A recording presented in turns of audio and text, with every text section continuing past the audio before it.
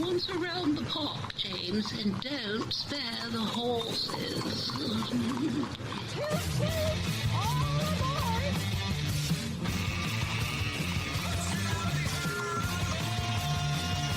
It's showtime.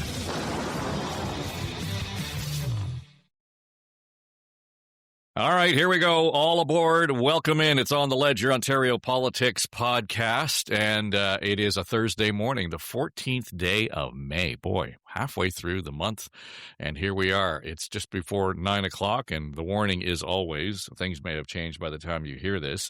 This will not have changed, because it hasn't changed in the last couple of weeks, and that is the story around the gravy plane. Now, whether or not it's ended is a different story. So let's get to that quickly.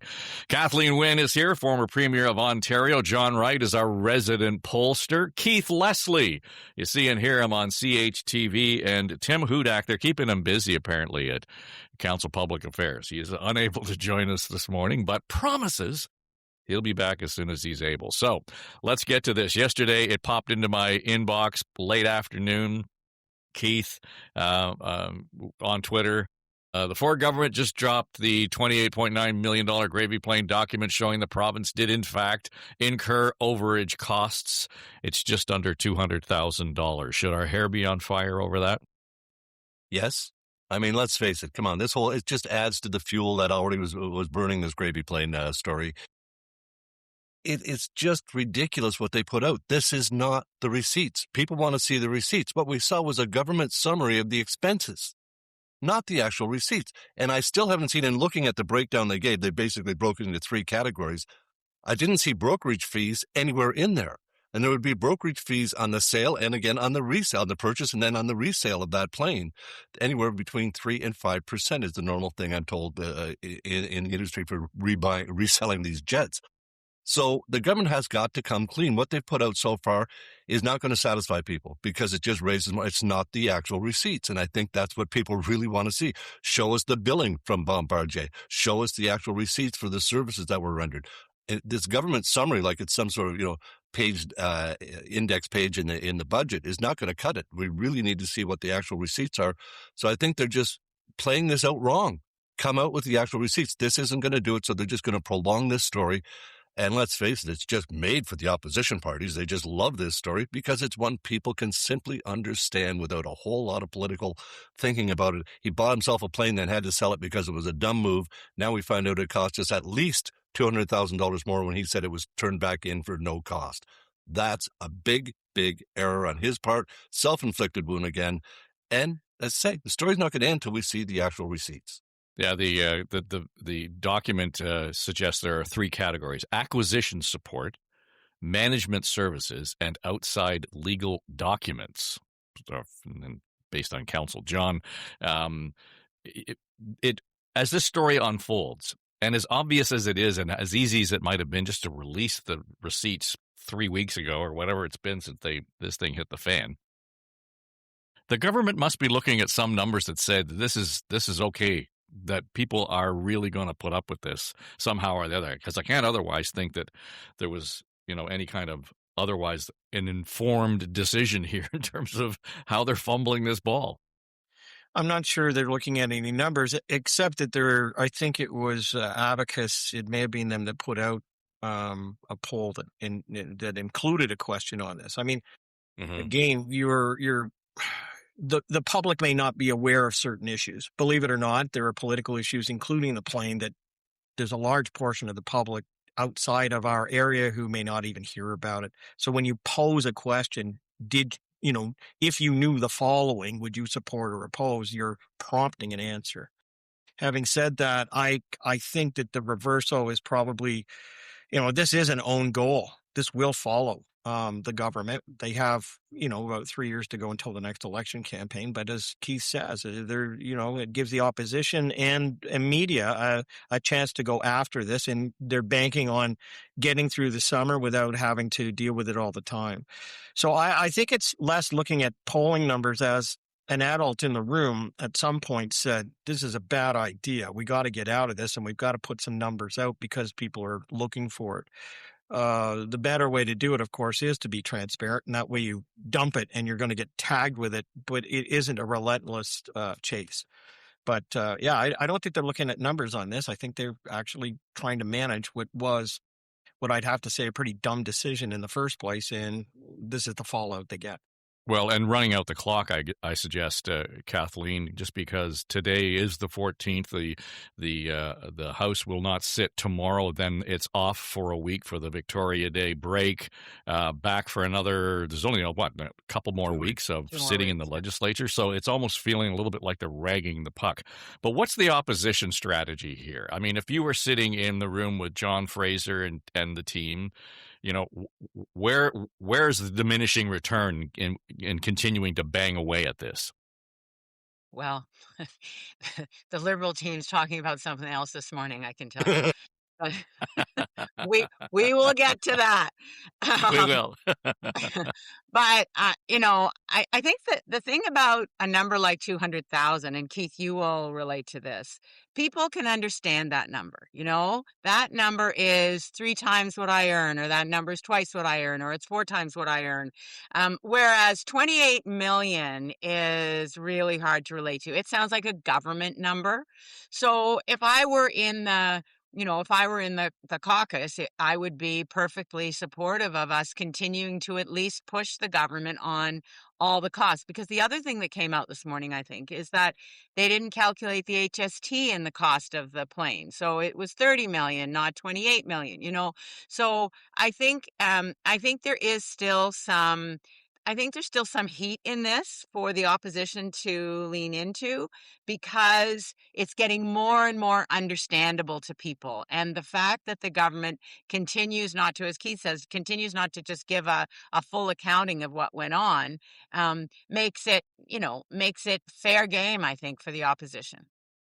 Just as a note, talk about the relative to that number while you were talking. I looked it up. The average salary for a nurse in Ontario is $100,000.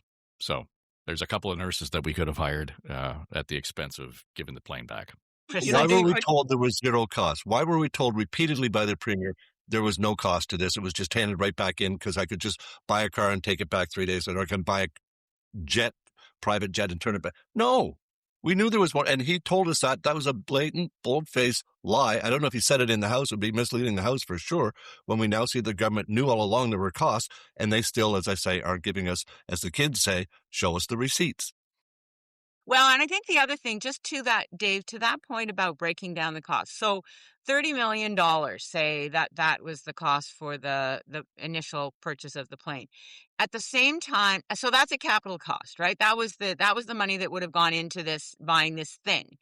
And at the same time, we've got the Ministry of Education shutting down outdoor ed centers. And I can tell you, there's an outdoor ed center close to us, Sheldon, that I'm part of a group that we're trying to save it. There's $4 million in back maintenance costs that are needed. Well, I'm sorry. I think with $30 million, you could probably retrofit all the outdoor ed centers that are owned by the Toronto District School Board, and they could be up and running for kids to, have an experience in nature. So I think you can do that kind of comparison as well that makes those numbers real for people. I also did a quick math here. With the $200,000, you could buy anywhere between 80,000 to 160,000 cans of gravy. So now you know. Let me wade in on that gravy for a moment. There's one thing though that I'd offer a piece of advice, and that is to Merritt Stiles at the moment. I want to be careful how I say this, because I think that when your hair's on fire all the time, it loses its impact. And I think we're at the stage when I listened to the radio this morning and the clip that she had on this, it's shrieking. It's, I entered into this discussion wanting to make sure that it was put in such a way that I'm not being sexist or anything like this. There comes a point when you are always at a certain hyper level that you're not making the point. In fact, it becomes about you. And my advice is much the same as what we had about the Premier. I think sometimes that if you're always the one carrying the can on issues, maybe it's time from somebody else to take it and to also get that message out. So I just think that again, since the time she's been in the legislature in the last 2 months, it's been very, very apparent that she's upset all the time about this stuff, and in a really, calling the premier out on, he should be in jail if I were there. Like it's all hyperactive, and I'm just wondering how they tone it down but still make the point, because I think that becomes a distraction over a period of time. I agree, and that's what I mean. I think there's some point where there's diminishing return on the message, but at the same time, Kathleen, I think Chris Glover has been pretty good in terms of stepping up and kind of carrying some of that weight for the NDP lately. But I made this observation about 3 weeks ago, compared to the NDP's effectiveness a year ago when we were just out of an election, and their presence in terms of social media and kind of touching on some of the nervy issues out there. They are considerably more effective right now. I think that their messaging is better. I think that their strategy is better. Their tactics are better. So John's right, I think, a little bit in terms of careful on the tone and how often you're going to beat that nail, because it's bent already, maybe. But they have, I think, stepped up their game considerably as an opposition team. Yeah, I think that's true. I think that's absolutely true. And I think that, quite frankly, both the opposition parties, partly as a function of what's happening to Ford's reputation and numbers, but there have been issues that they have latched onto, and they've been very effective on them. I mean, the Skills Development Fund, I think the NDP were super effective on that. And I will say, it's interesting when you listen to a clip of Merritt and a clip of John Fraser. John Fraser's like, he's calm and he's got this deep voice, and I mean, I know, John, what you were saying. You try not to be sexist and misogynist and all those things, or make a gender analysis. But the reality is that when people hear a woman with a higher pitched voice, it grates more than look. And I know whereof I speak, and so that is a reality. So somebody like Merritt has to really consciously modulate her tone in a way that a guy like John Fraser doesn't have to. It's just a reality. So having said that, I think she's doing a good job. I think both of them have made the most of a lot of the issues that Ford has, a lot of these self-inflicted wounds that Ford has actually engaged in the last few months. Yeah, Keith, tone in the legislature, tone and questioning, tone and criticism is important, especially when we're talking about the NDP and the opposition pounding away on some of these issues. But it was only 2 weeks ago that we were saying it was the tone from the premier that was telling. And then he gets up into that high register and he starts talking like this. That he's aggravated, and it's really becomes noticeable. So in the last 2 weeks, what has he done? He's drawn it back. And we had this 5-minute video released this week by the premier, sitting down, real kind of fireside chat. We were invited into the room. We saw him walk in, and it was posted on Twitter.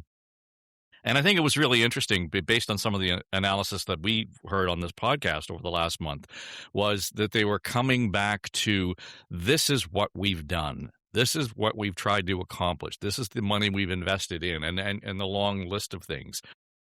To date, that hasn't cut through. And my own feeling is he keeps coming back to, we put $30 billion into this and billions of dollars into that and this into hospitals. We've tried, we haven't taxed you. We've reduced fees. We've reduced rates on this, that, and the other thing. The question that he does not address, though, is, given all of that, I still can't afford all of my groceries that I used to be able to afford 6-8 months ago, a year ago. Cost of living is incredibly high. How are you fixing that? So I appreciate the long list of, investment, big investment, and that's important, but they're still not getting down to the granular issues that John keeps coming back to. And that is, how am I going to put food on the table and drive my car to work? Well, he's trying to basically use that video to say, I've done that. I'm doing all I can. I've already done that thing to lower your prices. I would never raise your taxes. In fact, we've lowered the fees on this, as you point out. The license plate renewal, all these different fees and taxes, road tolls, this sorts of thing. He feels that his government has gone a long way to lowering the cost for people. But the trouble is, a lot of that action was taken before the cost really hit home after the Strait of Hormuz was closed and the Iran war kicked up and stuff has just gone crazy. I mean, people were already afraid to go to the gas station and to the grocery store checkout. Now it's gotten far, far worse. And there's a lot of speculation that, you look at the prices that have gone up, even fast food restaurants, the prices are up like 100, 200% from pre-pandemic to now. Why have things gone? Is it just greed? There's no government investigation of why prices have gone so crazy. No offering. If we're going to look at this, he's very good usually at feeling the pulse of people, but on that one, he's not getting that. The affordability thing is not being addressed by the steps you've already taken. We need more action from the government, or at least seemingly more action, or to address the cause of why are prices going so crazy. On Merritt Stiles as the NDP and as an official opposition leader, she needs to do what Dalton McGuinty did, and that's appoint a pit bull. Remember George Smitherman used to call him his pit poodle, because he would be on the attack, and George would go nuts about some things. He could really tee off. Yeah. And that left Dalton to look very calm and statesmanlike, and let me just calm this down and put us. And that's basically what she needs at this point, because there's stuff to go nuts over. There's absolutely right to be riled up about what's going on in healthcare and education and other files. But to do it constantly, even for reporters, it's one thing to be aggressive, but you can't do it every day all the time. Pick your battles, pick your scenes. So I think that's for her, is to pick her issues, let someone else be that pit bull, do that attack stuff, and let her be more the statesman, especially as, the closer we get to another election. I know we're over 3 years away, but that's the kind of thing that sets the tone. And it will help her, I think, get her points across better if she has someone else doing the hard and the dirty work, as it will. The Premier's piece, though, is a continuation of what started just over a week ago, and it would be the reset. Mm-hmm. And we know is that's what they've decided to do, and it takes a while for those things to roll out.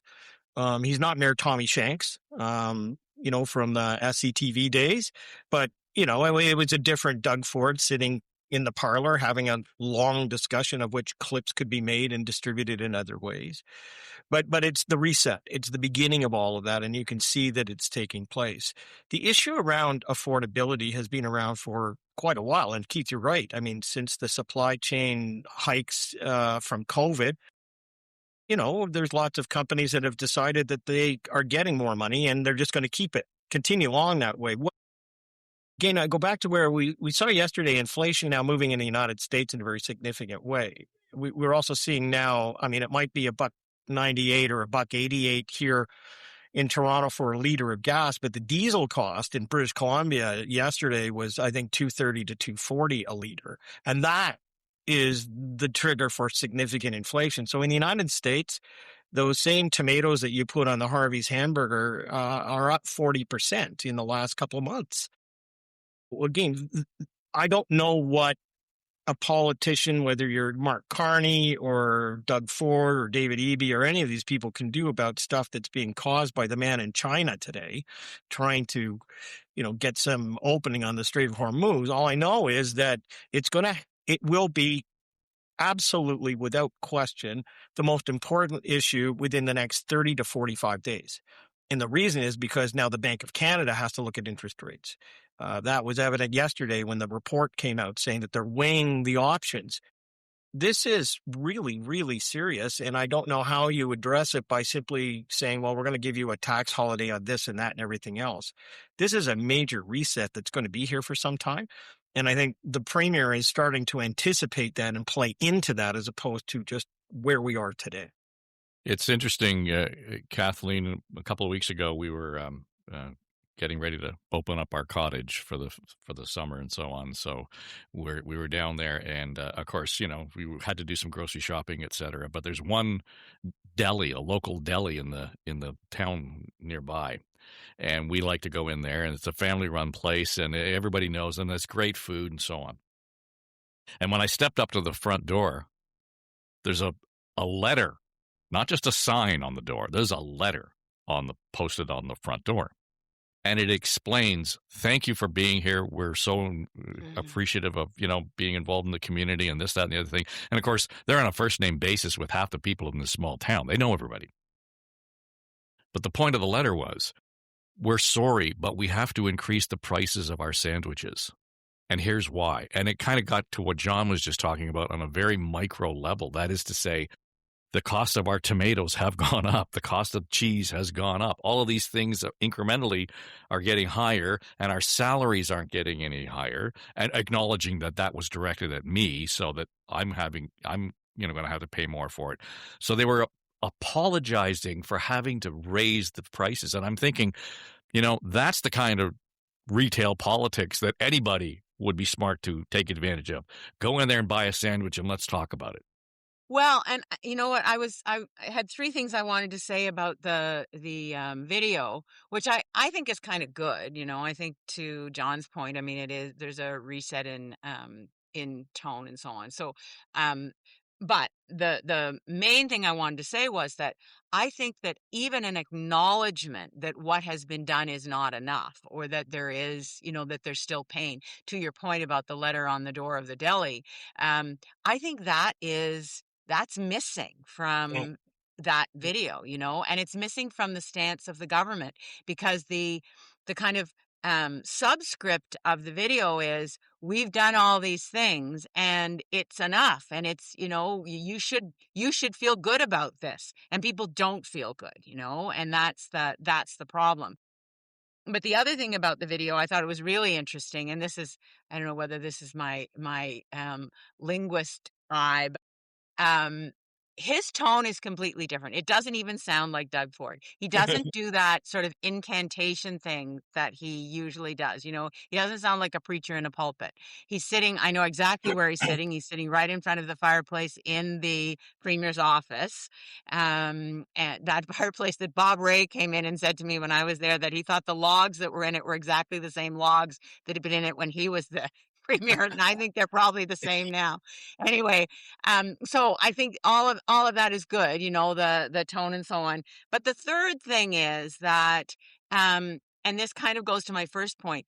Look at who he's talking to. He's talking to people who drive cars. He's talking to people who might be able to buy one of those single family dwellings in the pictures. If you look at the video, it's all single family dwellings in new subdivisions outside of, certainly outside of the big urban centers.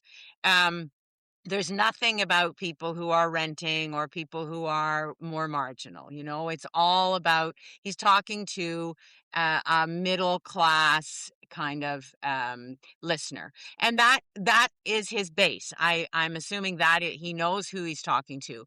But I think it's interesting because there are people even in that group who are not going to be able to relate to being able to buy one of those big houses, and they may not be able to put their car on the road right now because of the gas. So I think there's a bit of a disconnect. And I'll just say, when I look at it, I think about how I missed, and I absolutely acknowledge this, I missed how electricity prices going up were affecting people when I was in office. We came to it too late. We put the Fair Hydro plan in place, but it was late.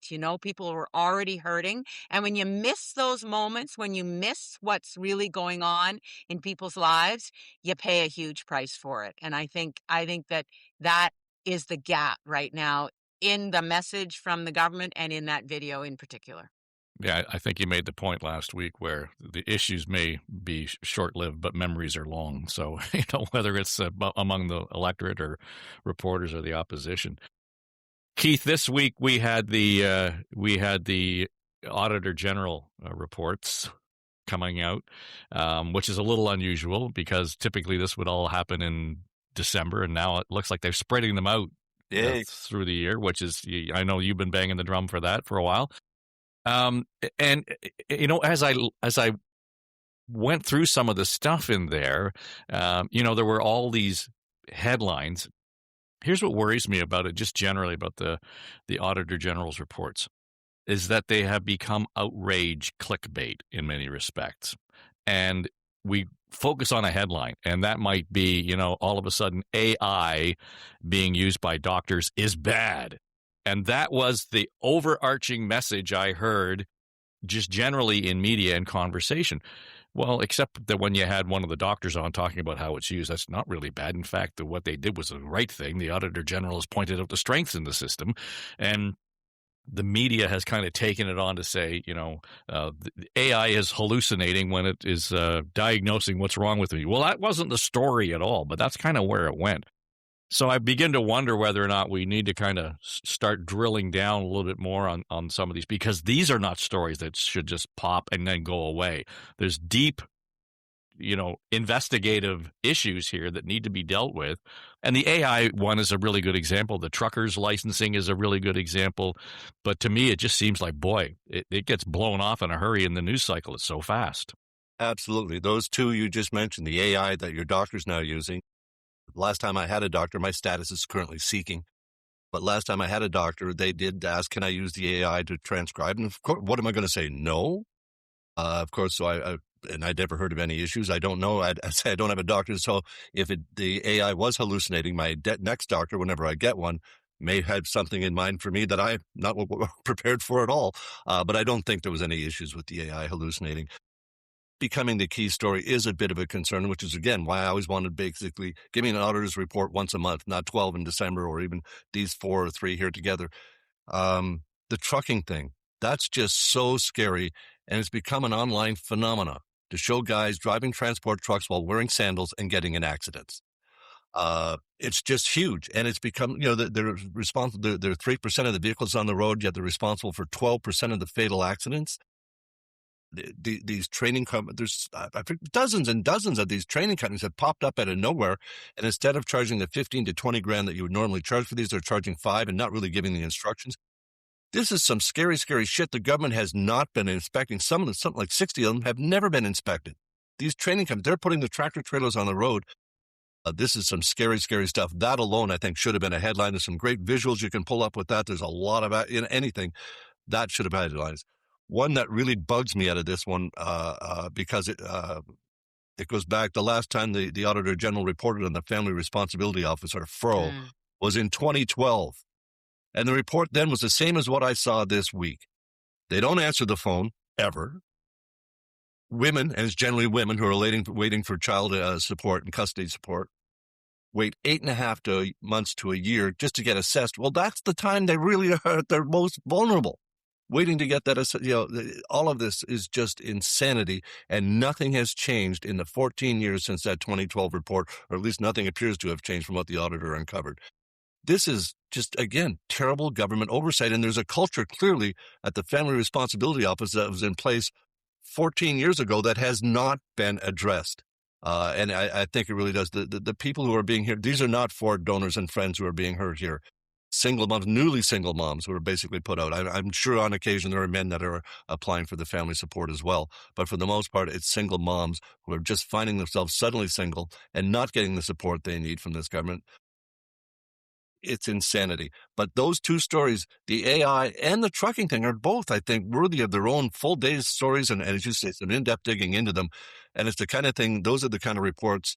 And Kathleen will probably, I used to keep all those sorts of reports around so that when the summer months came, I dug in. That's where I came up with the bottled water. That's where I found out they were charging like $2.50 for 1 million liters of water. It was buried in one of those reports that we'd covered for the day. And then a couple months later, when I actually got a chance to really go through that, I thought, what? And that became a whole summer of stories, and the government actually took action, added a $500 fee onto that. All sorts of stuff happened because I had time to dig into those stories. So hopefully people will dig into this. I think, as you say, the AI story is such an easy, it's hallucinating. We're all going to lose. It's an easy headline grab, but it's not the key story of this week's Auditor General's reports. And Keith, you're absolutely right. So when I saw the Family Responsibility Office piece, I immediately went to, well, what the hell? Like, we made changes. I want to know what happened, because we, under Dalton, there was a full review, and there actually were changes made in terms of the consequences for delinquency in payments and so on. And I don't understand. I thought that the response times had gotten better. I thought that the responsiveness overall had gotten better. So somebody needs to really dig into and talk to some of the people who work in that office and find out what is actually going on, and maybe it's deep in the report, but I really do think that there's more of a story there. And I think the AI story, likewise, although it's kind of the reverse because it's new. The Fro story is old and there's entrenchment there, and what are the things that are immovable. But with the AI story, we're a society in transition, and I think there needs to be nuance around what's actually going on. Otherwise, you throw the baby out with the bathwater, and like the electronic records, the e-health stuff that went on under our government. And I'm not saying there weren't problems. There absolutely were problems. But because of the reaction to all of that, we're behind in terms of records that doctors have and can share and so on. So, you have to be careful that you don't kind of debilitate progress by reacting in a way that isn't nuanced and doesn't actually help solve the problems that actually exist. I should have required a trigger warning for my wife. You mentioning the e-health. She was the CIO at St. Mike's Hospital at the time. So, sorry, John. Go ahead. I was going to say, let me try and sequence this because we started by talking about a 5-minute discussion on video by the Premier. And no one really is going to watch that. I mean, in a world where 27 seconds, my son will tell you on social media, is too much, no one's going to sit through that. So sometimes it's meant to set the record for the person who's giving the piece as opposed to the person who might watch the piece. It's tone setter. It's all of that sort of stuff. The second thing, though, is that there are pieces that have come out of this Auditor General's report that provide an opportunity to change the channel and turn up the volume. I mean, it's really easy to have the Minister of Transportation or even the Premier say, this is unacceptable, and turn the tables and say, we're going to go after truckers. We're going to make sure this is there. We're going to hammer down on this. I mean, when you learn of what's going on, the liability to people suing all kinds of, even in a class action suit is remarkable. I mean, this is being overlooked. So on a political side, it's going to be picked up a lot easier with visuals about truck nuts that are not on the tires and, all of these sort of things, which actually they can do something about. And the same with the FRPRO. The ability to take some of these issues and put it in place of what they're back on their heels with, they can do. So again, I think that if I were in the reset mode, I would take a couple of those and task it out and start moving on it. It's not just, again, the affordability issue is going to be huge. But what can politicians do about it? I mean, what you can do is show that you're meeting with people to try and facilitate things, that you're meeting with, Mark Carney and the finance minister to try and make sure that you're aligned so that you can help the Canadian public. But all of these things are being driven by the man who lives south of the border and who's caused something to happen in the Middle East. And people kind of get that. But I think from a tactical point of view, the government of Ontario has been given some opportunities here to delve into some meat and potatoes that the Auditor General's come up with, and they should probably do that. Well, I can tell you, John, I'd advise go after the trucking industry rather than Fro, because the point I was trying to make before was, we tried. We did make changes. So what I'd like to know is, why haven't they taken? Why hasn't more changed from 2012?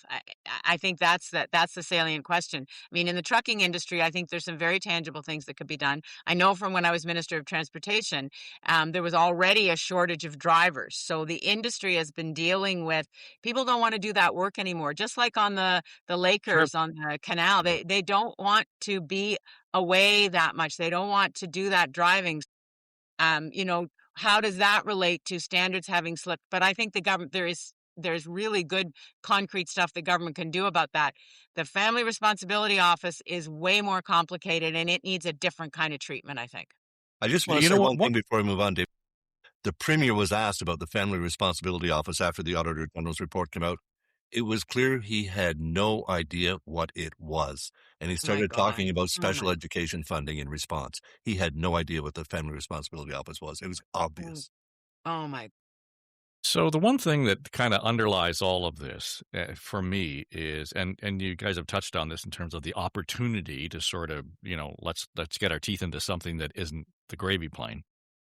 But there's an underlying theme in all of this of a lack of, a firm hand on the tiller, if you will, because the whole AI thing for me, they were talking about technology between January of 2025 and April 2025.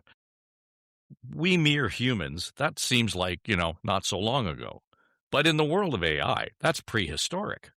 The degree to which ChatGPT has evolved and become more reliable and more complex and more effective in solving problems or doing research or whatever it might be is extraordinary. So to me, we're talking about solutions to problems that are so far in the rearview mirror that we're not keeping up with what's going on. And the AI example is a good one, but the trucking thing is the same thing. The family office is the same thing, where we don't have any kind of baked-in mechanism of accountability on an ongoing basis, as opposed to waiting for the Auditor General to come out every 10 years and talk about what's going on with public-private partnerships or, trucking industry or whatever it might be. That seems to be the only time we raise the flag on it. There's no culture of accountability baked into the system itself. Let me put a different spin on this. I was in a meeting a couple of weeks ago with a lot of people all over the age of 40. Probably 55 would be the average age in the room. Tom Jenkins was there, the chair of OpenText, who runs one of the largest information technology companies in the world. And I have all the time in the world for Tom. And when he basically said in the room was, bring in a whole bunch of 23-year-olds to run your company. He was saying that they just laid off 21,000 people because of the advances in AI. But the reality was that that's what is happening out there. But that we, the 55 to 65-year-olds, have no idea what's going on here. So that's the first thing. That my son at 23 came to me 8 months ago with a video that talked about the advancement of Mythos, which is now going to hit the news cycle, because that is the new AI tool, which was built to look at the vulnerabilities of our architecture. And in fact, now people are scared to death of it because it is not only finding those vulnerabilities, but could be used by bad actors. And it multiplies very, very quickly. It's got the speed of sound. And so to your point, I think part of this is that we all are fixated on the kitchen table issues and the kind of issues that you and I deal with in long stretches of time. Mythos is one of these things that is going to have a massive impact on the security architecture of the country. It's coming within the next 6 to 18 months. They project that every bank, every hospital, every government office is going to be vulnerable to this. And I don't mean to be the doomsday sayer, but the agenda is going to switch. And the question, in much the same way as the economy, as it will be in this, is what are we doing to anticipate this sort of stuff? And how are we discussing it with the right people to make people feel secure? Look it up. Mythos is now in the news. It's right at the top of the list. It could become, for Evan Solomon, his most absolutely critical challenge over the next period of time.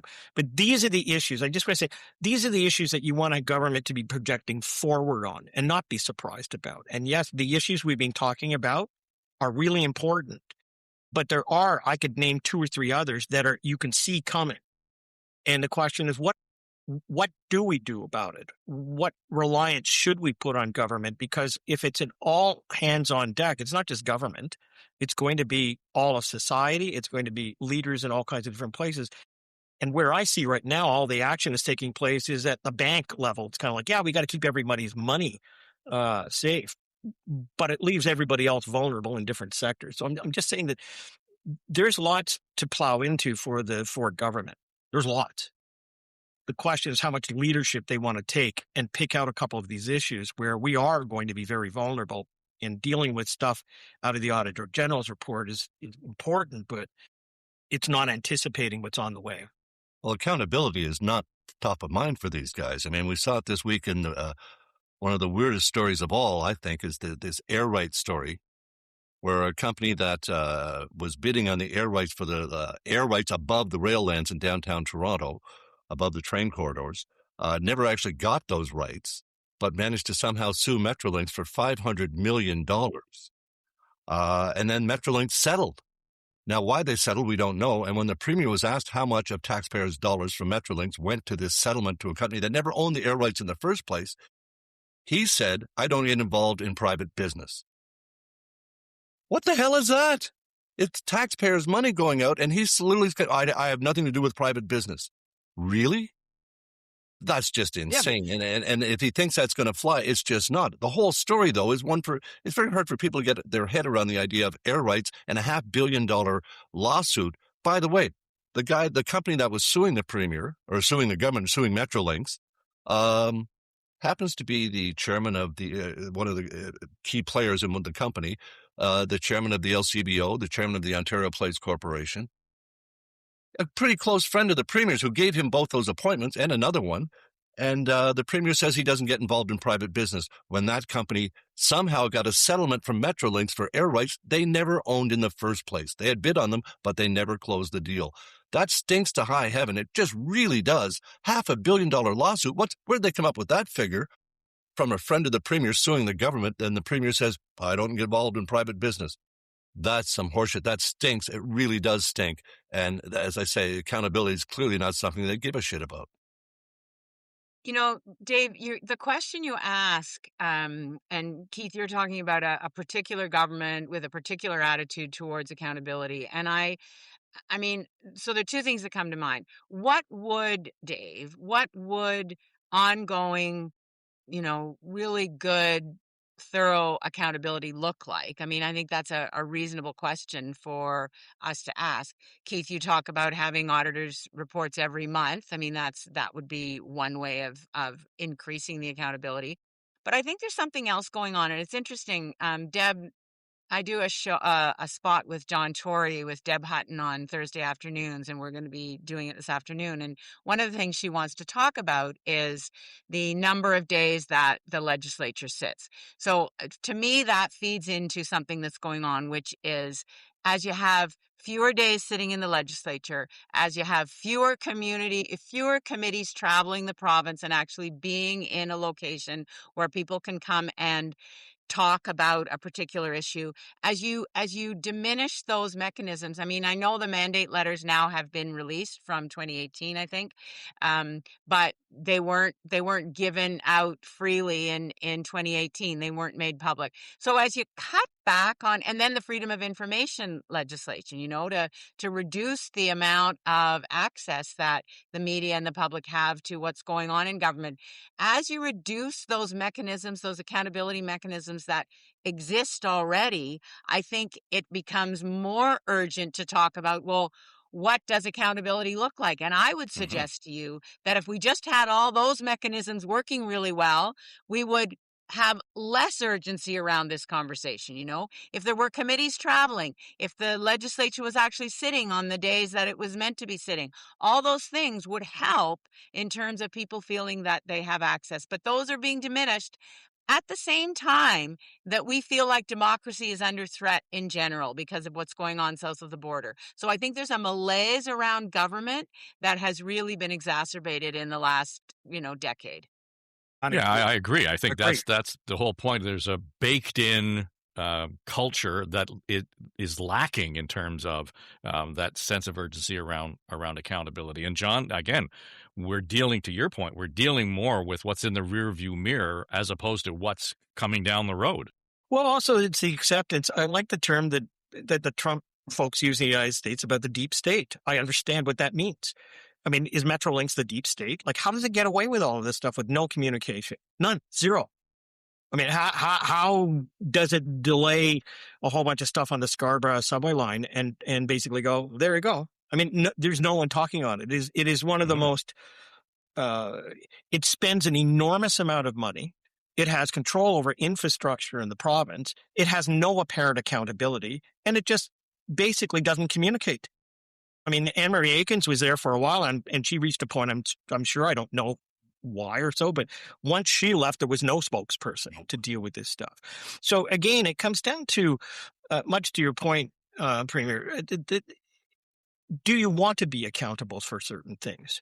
Where does the buck stop in these places? And you can't, politics is such that you want to let some things go because you may not be able to go there. But the reality is that you can do some outreach. You can reveal to the public that you have a handle on some of these things that affect their daily lives. I just think that Metrolinx is one of those great, we've talked about it on this program before. I don't get it. I just don't get it. Also we don't have enough reporters. I mean, when, Keith, when you were first at Queen's Park, the gallery was full, right? Yep. The whole third floor was gallery. Exactly. There are a few lonely guys and women sitting in that gallery now, and there's nobody going on a regular basis to small town council meetings and listening to every word that is said the way they used to, and I think that has got to be part of, I missed that in my little rant earlier, but I think that's got to be part of the accountability mechanism that has been weakened over the last 20 years. Well, let me just say this, though. I want to go back to what I said about the 23-year-olds. I mean, we look at the lens of accountability through one measure. I mean, my son and his friends, 3 of them, could create a social media storm over the next week on any of these issues, any of them that you and I would see on social media that would get the attention. There are ways in which you can discover things by not the old techniques, but by the new ones. So I'm just saying that I don't think of the media now as being, a handful of people sitting at the Queen Park legislature looking at this.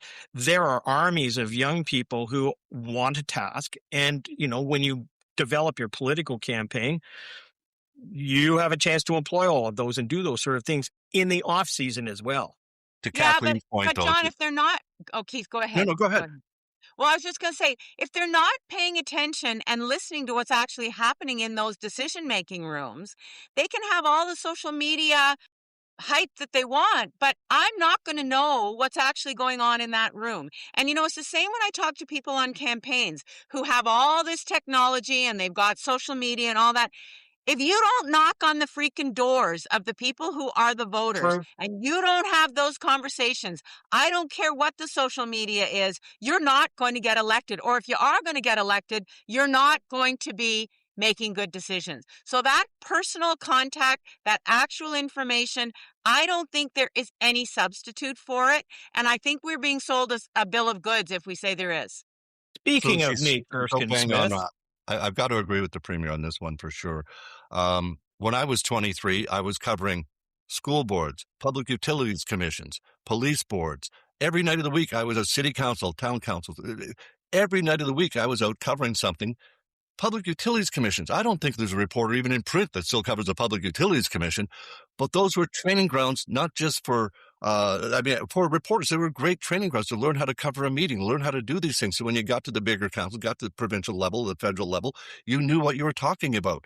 And all of a sudden you realize those people I covered at the local level, they're involved in federal politics too. They're involved in, you really do learn and base out that whole training ground experience of learning. It's gone. There might be in Toronto, there might be a couple of media outlets still covering city council every day.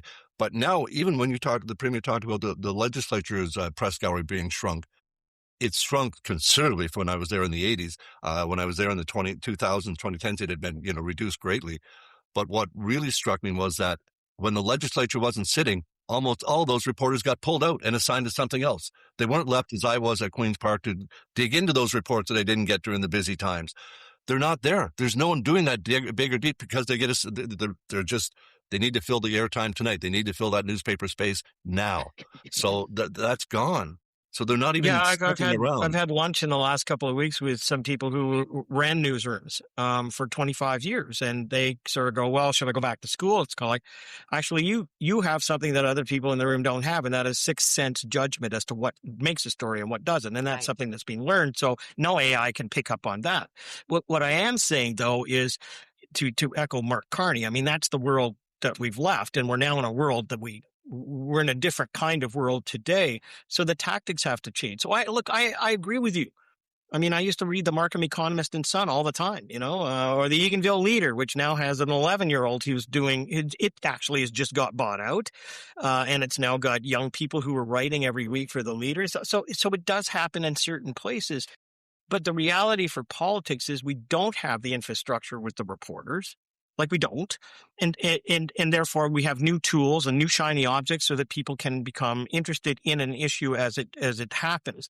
And all I'm saying is that the young people that we have may not know the extent of what the issues are and their substance, but they sure as hell can make a noise about it and draw people's attention to it. And that's the difference. We've got ways to do that, but we don't have the people who can direct it who have the experience.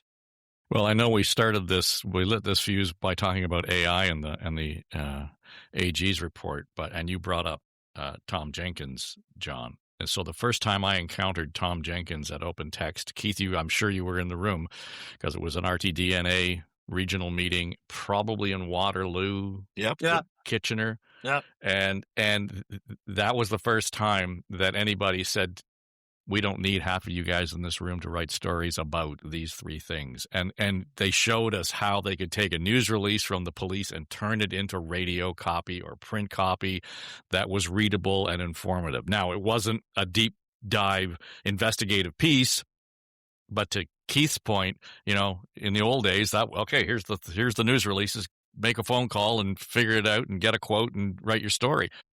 That was, 15 years ago.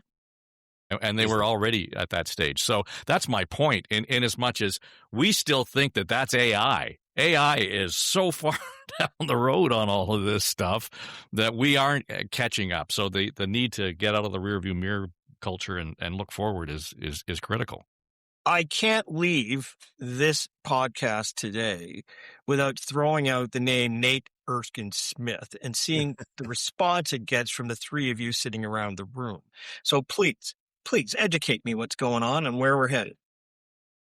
So what are they talking about in the Kathleen Liberal here. backrooms, Kathleen? Oh, they're setting up the review, it's such a mess. It's such a mess, but it is a mess of, I would suggest, Nate Erskine-Smith's own making. I believe that had Nate Erskine-Smith won the nomination, there would not have been a complaint about the process.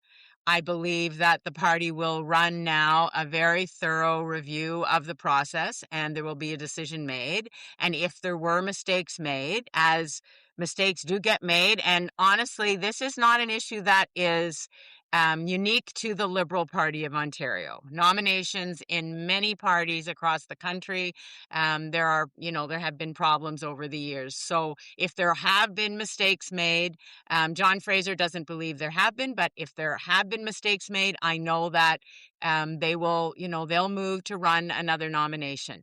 But, I think the hubris that Nate Erskine-Smith has brought to this whole process is quite breathtaking. And whether he will run again, whether he'll run for the leadership or not, I think is up in the air at this point.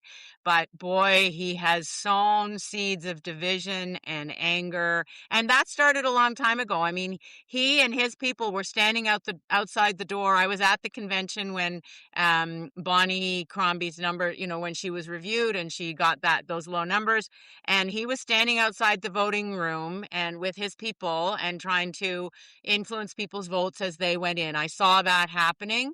So this is not a guy who has respected the spirit of a unified party from the very beginning. So it's a mess, and I really hope it gets resolved quickly.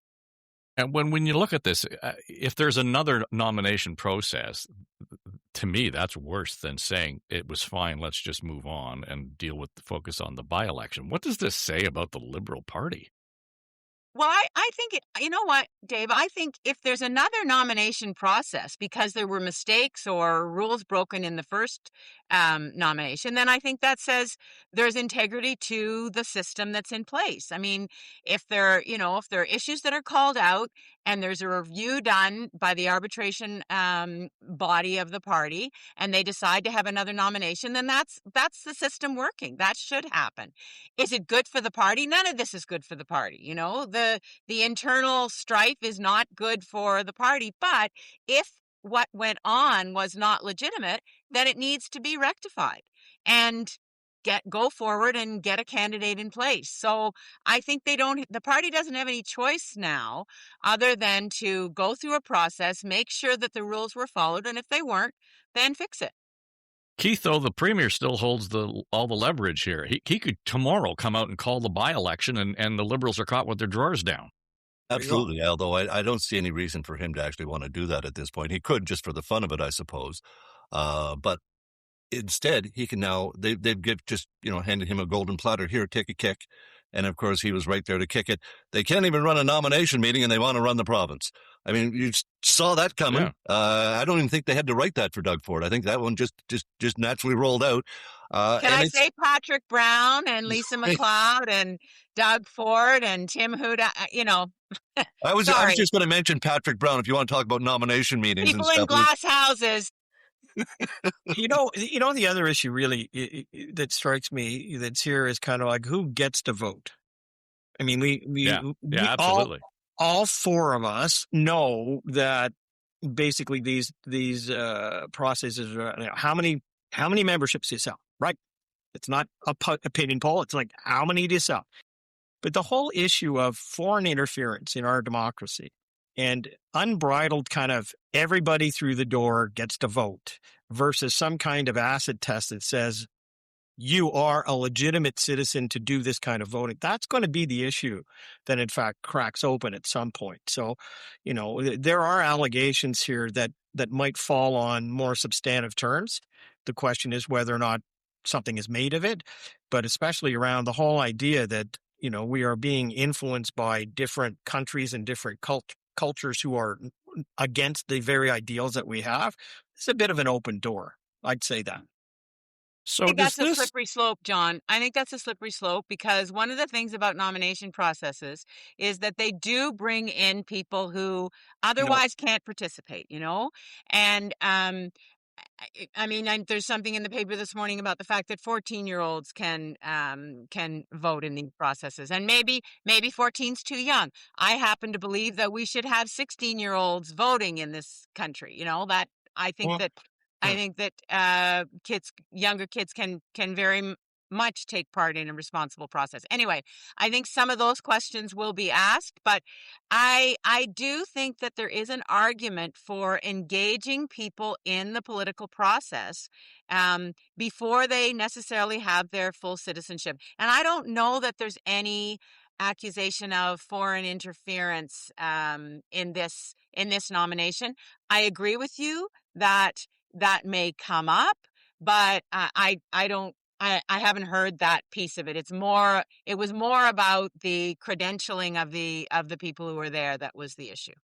How does this then change the tone or the approach to the leadership race for the Liberals? Because at this stage, it would be very difficult for somebody to sort of wave their hand and say, okay, I'm going to throw my hat in. I know Lee Fairclough did last week. Was it that she made it official on social media? And good for her. This was sort of before all of this started to really boil. So she got in ahead of it. But to me, it kind of stalls any other major announcements that might come out until this gets cleared up. Am I off base on that? Probably. I mean, Navdeep Bains is waiting in the wings. I don't know whether he's going to step in, but there already are. I mean, Rob Sojournak, there's a young guy named Eric Lombardi. There's a guy named Dylan Mirando, and then there's another guy. But so there already are some people who have appeared at events. I was at an event in Lanark County last week, and they were, the people who are either declared or are thinking about it were there. There were 5 candidates there. So I think the race is already starting to form, Dave, with the exception of Navdeep Bains. I'm not sure there's anybody else who's going to step in at this point.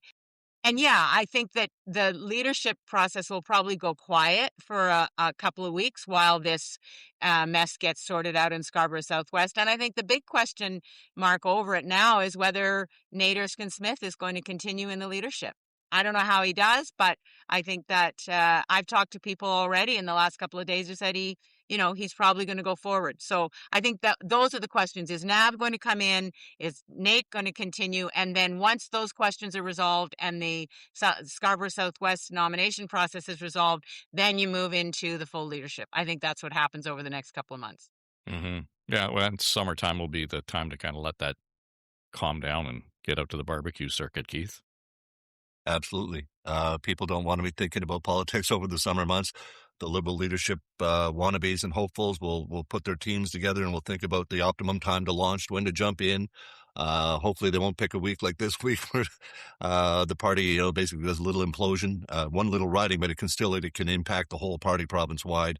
And that's what's happened here. I mean, and I didn't know much about Nate Erskine-Smith until this whole leadership. Premier Wynne pointed out when the Bonnie Connery leadership review was, that's when he really started making a name for himself, I think, with a lot of Ontarians. And it was to basically never, ever have supported her and to tear her down all the way. So yeah, he's never been one, to my mind, about unifying a party, but he's been about wanting to be the leader. So I don't know much about his message beyond that, other than I think, as you do, that he will come back into the race for the leadership, even without a seat. And he says he's going to resign his seat this summer as a member of Parliament. So if he does, what else is he going to do if he's not running for Liberal leader? Just before we go, I know we're getting late on time here, but it is Thursday. The legislature does not sit next week because, as we've noted, it's Victoria Day this weekend. And so for the record, I want to point out that over the last 4 months, we've had the FOI changes, we've had Niagara amalgamation changes, we've had the budget, we've had the gravy plane all happen on a Thursday late or Friday before the legislature has gone off for a week. Any predictions on what the Friday dump might be this week, Keith? I don't even want to think about it. I mean, so much of this stuff just frustrates the hell out of us. I'm waiting to see what the Prime Minister comes up with, this agreement with Alberta, and how the rest of the country is going to react to that. I'm hoping nothing happens in Ontario in the next week. Let's just have a breather. Come on. Yeah, well, I think the numbers are against you there, but I expect we'll have something juicy to talk about. I got my money on a Friday dump, so there we go. All right, let's leave it there. It's On the Ledger Ontario Politics Podcast. Thanks to Kathleen Wynne, John Wright, Keith Leslie. I'm Dave Trafford, and here's hoping you get to enjoy this long holiday weekend as we kick off and head into the summer of 2026. Have a great weekend.